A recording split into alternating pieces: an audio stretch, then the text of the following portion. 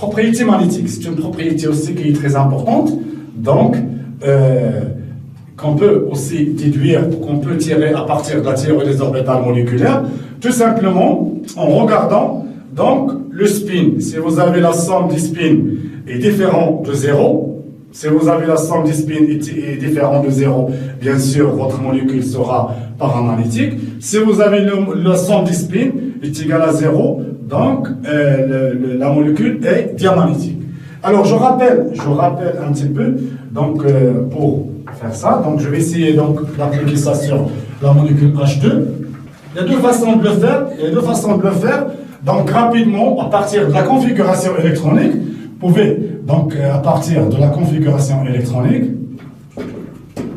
la molécule donc de la molécule H2, on avait trouvé c'est 1s deux fois.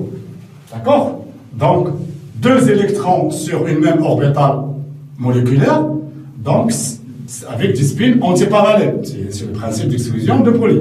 Donc ça, si on calcule leur spin, c'est plus 1,5, moins 1,5, c'est 0.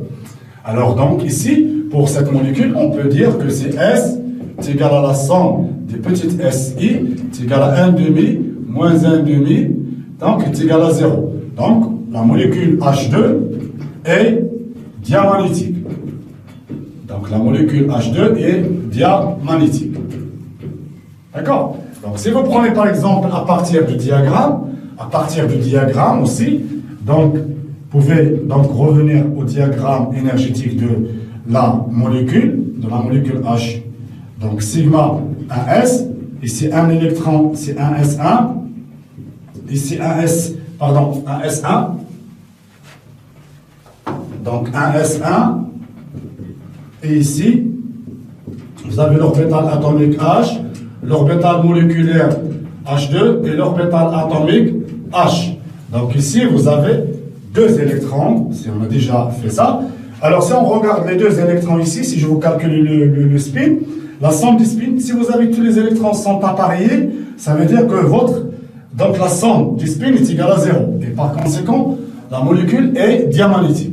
Donc, vous pouvez le voir sur le diagramme, comme vous pouvez le faire rapidement à partir de la configuration électronique. On va faire des exemples par la suite quand on aura des molécules diatomiques avec plusieurs électrons.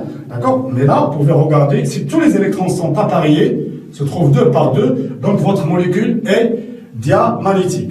Sinon, si vous trouvez des électrons sur le diagramme qui restent célibataires, ça veut dire que la somme des spins est différente de 0. Et par conséquent, la molécule sera donc paramagnétique.